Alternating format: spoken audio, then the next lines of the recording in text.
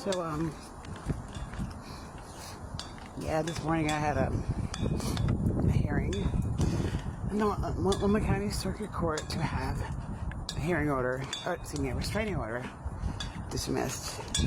And this restraining order was granted to a neighbor of mine who made up a bunch of false claims, didn't offer enough specific details, dates, or anything, who's been harassing me since last year.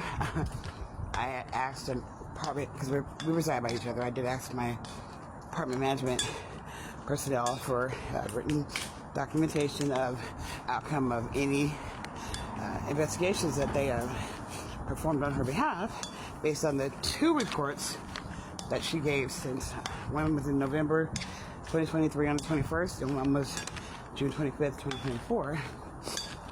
They emailed me back, said that they weren't going to give me information because they didn't take any further action, even though they called me into the office to reprimand me.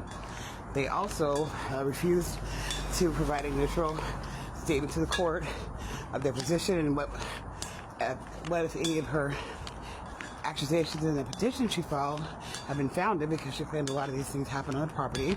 One of them, criminal in nature. She made a claim that I blocked her access from the exiting the elevator. And they refused. Last night, about 6 p.m., I got another email from one of the managers kind of taunting me, telling me that she wasn't going to change her mind and what she said stuck and she wasn't offering me anything else. So I get to court today for the hearing, and the judge let this woman drone on for 37 minutes. The entire time rolling her eyes, dropping her mouth open like they really granted this woman a restraining order with these accusations. And by the end of it, the judge was like, okay, I've heard enough. And she said Miss Chambers, so I stood up ready to offer my rebuttal because I don't need to defend myself, something I didn't do. She said, Miss Chambers, I'm dismissing it. So of course the little non-melanated white tears came on. She's crying. The judge was like, ma'am, this is your burden. You have provided no specific dates, times, nothing to back up anything you're saying, and you're talking about pigeons and your claustrophobia, and nothing that you said makes me believe that Ms. Chambers has ever or will be a danger to you. The most messed up thing that the petitioner stated during the hearing is that she got my information from those apartments, even though they emailed me a week earlier telling me that they weren't going to offer either one of us, they would not show up for either one of us if we asked, and they couldn't give me information to anybody but law enforcement, court, or a judge, or an attorney. So when that big fat bitch, when that woman casually said, well, I didn't even know who she really was until the apartment gave me all her information, I'm livid. I'm just broken because I'm so tired. I've been here on this planet almost 49 years and I still go through this. I can't find an attorney to save my life that will help me. I mean, even though they dismiss this order, that doesn't mean that they're going to evict this woman or that they're going to get rid of the staff that breach my privacy, violated city laws, their own organization's policies. And this time when it's not going to get everything that's going to continue happening that has happened, I'm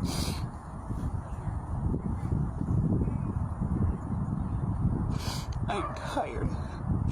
I'm so tired of having to defend my mom like this every fucking day of my life. It's not fair, and I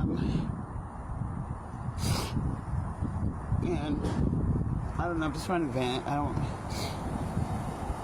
even know what to even think about this. I don't even feel like happy about this because I've been telling them apartment management for so long, but now that I know that they were all had orchestrated this and they provided my personal information to this woman, but they told me in an email that because they didn't take any corrective action, that they didn't need to provide me with written documentation of their contact with me based on this woman's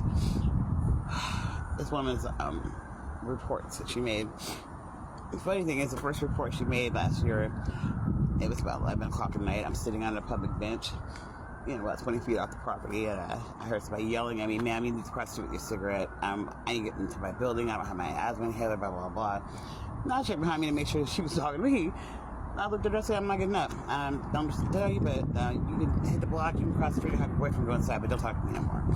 So her and her boyfriend proceeded to harass me, threaten me, and then try to intimidate me for like 15 minutes. I finally was like, "Leave me the F alone." And she went into, not the manager's office, because at the time we only had a biracial manager.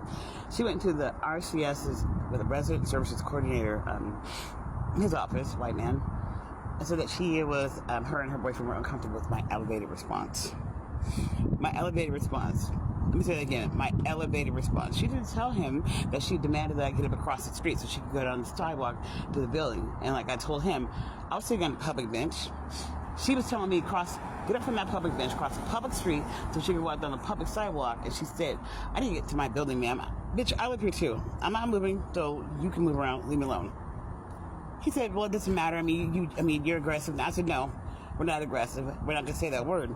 And then he said, "Well, Miss Shavers, you need to understand that I said, "No, you need to understand what I told her and her boyfriend initially. I'm not moving, leave me alone." At that point, it became harassment, intimidation. And I still cannot believe that it's been almost a year later and this woman actually was granted a restraining order. I mean, it was dismissed today. I remember when I heard the judge say my name and I went to stand up and start giving my side of things and my evidence I had. She said, "Ms. Shavers, I don't need to hear anything. This is being dismissed."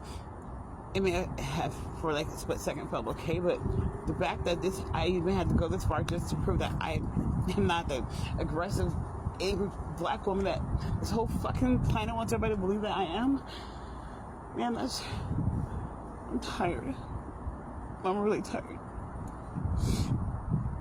I mean, and to all my brothers out there, y'all need to start protecting us. Y'all need to start looking out for us. This shit's not gonna end.